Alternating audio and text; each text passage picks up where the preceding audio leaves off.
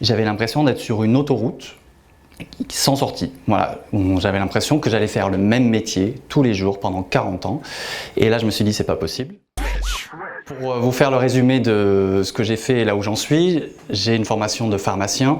J'ai switché pour être chef de projet événementiel. Et là, je suis en cours de mon deuxième switch pour aller vers le milieu de l'environnement, l'écologie. C'est pas très original à l'heure actuelle, mais j'espère qu'on va être encore plus nombreux à faire ça. Donc pour repartir du début, j'ai donc une formation de pharmacien d'officine, de ville, donc j'ai eu mon diplôme, j'ai travaillé pendant 3 ans, et là je me suis dit, tu vas être tous les jours dans la même boîte, avec les mêmes personnes, à parler toujours à Madame Michu et lui donner ses laxatifs, vous voyez venir, donc il y avait une espèce d'angoisse qui montait en moi, j'avais l'impression d'être sur une autoroute, sans sortie. Voilà. J'avais l'impression que j'allais faire le même métier tous les jours pendant 40 ans. Et là, je me suis dit, c'est pas possible. Et en parallèle de ça, pendant mes études, j'étais assez actif dans l'assaut des étudiants. Et donc, j'avais organisé une petite soirée, un dîner de gala, une rencontre avec des labos, bref. Et je m'étais dit, il y a quelque chose qui me plaît dans cette dynamique événementielle. Mais j'y connaissais rien, j'avais fait ça en milieu très très local à Montpellier.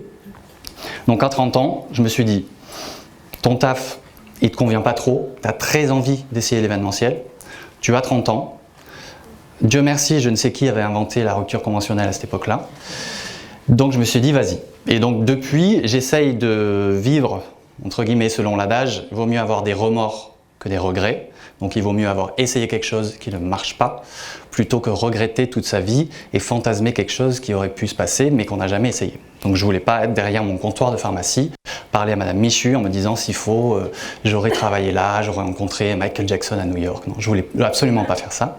Donc je me suis dit, on y va. Mais mon problème principal sur ce premier switch, il y en a eu plein d'autres, on pourra en parler, mais le principal c'était que je connaissais rien et je ne connaissais personne dans l'événementiel. À l'époque, j'étais encore à Montpellier, donc je suis monté à Paris.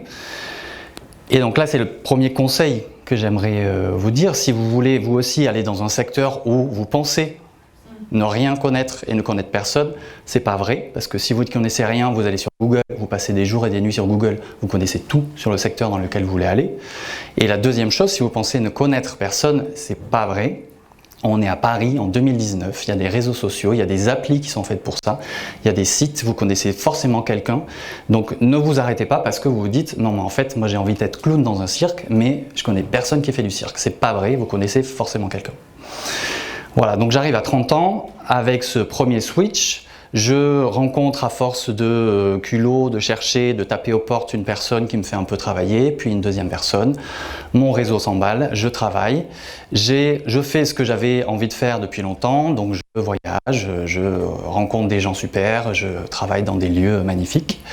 Et au bout de 8 ans à peu près de ce travail, il y a à nouveau le petit hamster dans ma tête, dans sa roue, qui recommence à tourner, qui dit il y a un truc qui va pas, je suis insatisfait. Et plus ça avançait, plus j'arrivais à cerner ce qui allait pas. Et donc pour la faire assez courte, en l'occurrence, c'était des horaires de travail qui étaient complètement irréguliers, c'était des missions qui s'annulaient, qui recommençaient. Ah ben non, en fait, si tu vas partir, non, en fait, ton avion, il est demain. Et voilà. Et donc, j'arrivais à un âge où j'avais envie de me poser un petit peu, de pouvoir faire mon petit sport le lundi soir, aller voir mes potes le vendredi soir. C'était absolument pas possible. Et donc, après avoir fait le bilan, on se rend compte que tous ces points-là, assez concrets, on appelle ça le comment, c'est-à-dire c'est le contexte dans lequel on bosse. Donc moi, je me rendais bien compte que le contexte dans lequel je bossais ne m'allait pas. La deuxième chose qui m'a fait cogiter beaucoup, c'est que j'avais envie, et là aussi c'est très à la mode, de mettre du sens dans ma vie, puisque je bosse encore dans l'événementiel pour des grosses boîtes, dans le luxe, dans la mode, c'est génial, mais quand on arrive à des montées de stress insensées parce qu'il y a une égérie qui a une suite dans un 5 étoiles mais elle n'a pas vu sur la mer, et ben c'est pas possible, ça marche pas. On se dit en fait pourquoi je travaille, voilà, il faut que je remette du sens dans ma vie professionnelle. Et donc c'est là où j'ai buté sur le principal écueil de mon deuxième switch, c'était ok je veux faire autre chose, mais quoi?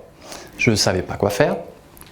Ça faisait 2 ans qu'il y avait une espèce de brouillard dans ma tête. À chaque fois que j'entendais des gens parler, je me disais ah tiens je vais faire comme lui, en fait non ça marche pas, ah tiens je vais faire comme elle, ah ben non en fait ça marche pas.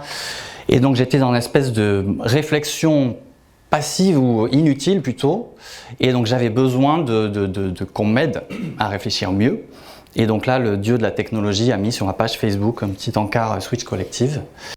Et histoire vraie, j'ai cliqué et 10 minutes après, j'étais inscrit, j'avais payé et je faisais la prochaine session. C'était exactement ce que moi j'avais besoin à ce moment-là, puisqu'on vous prend un peu par la main et on vous aide à réfléchir sur des choses très concrètes et importantes.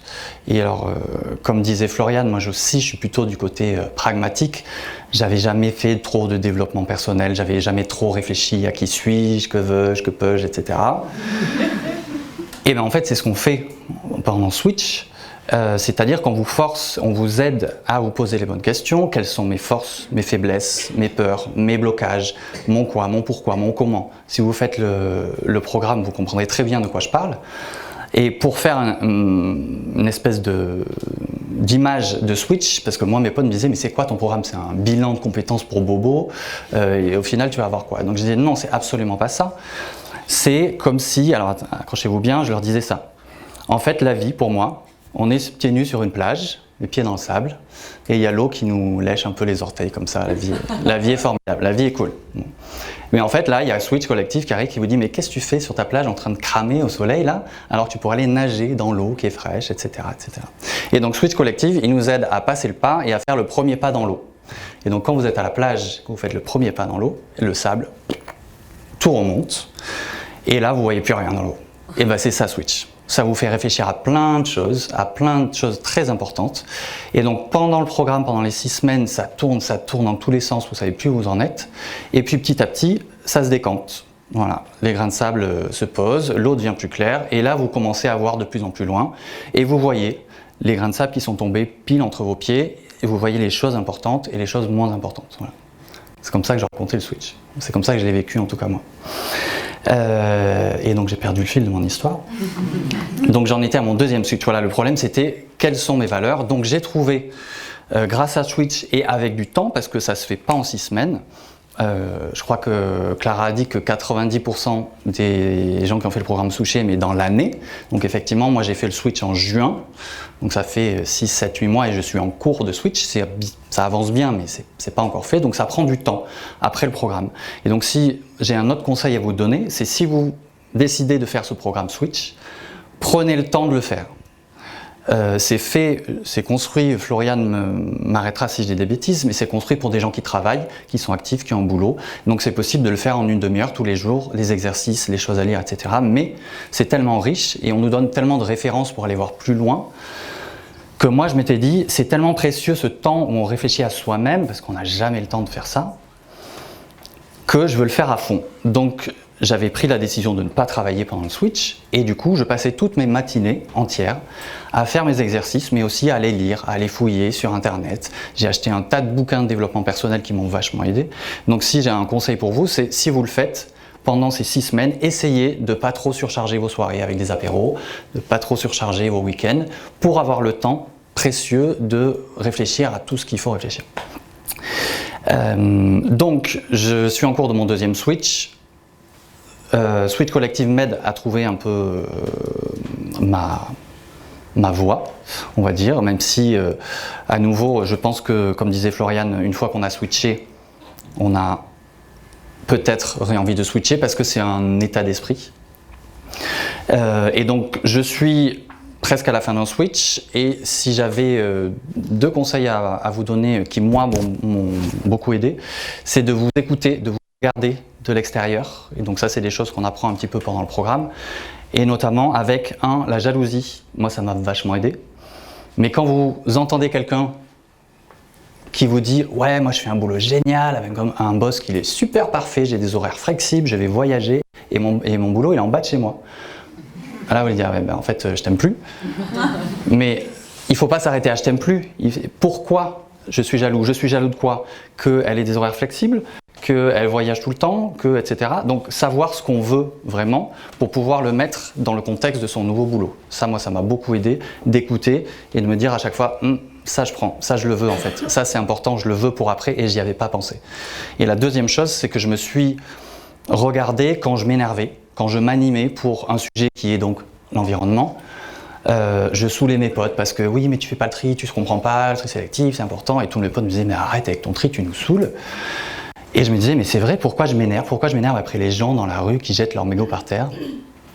Je vous vois, il y en a. Je me disais, mais pourquoi tu t'énerves? Ben, je m'énervais parce que ça m'animait. Et un jour, je me suis dit, ah mais en fait, tu t'énerves parce que c'est important pour toi.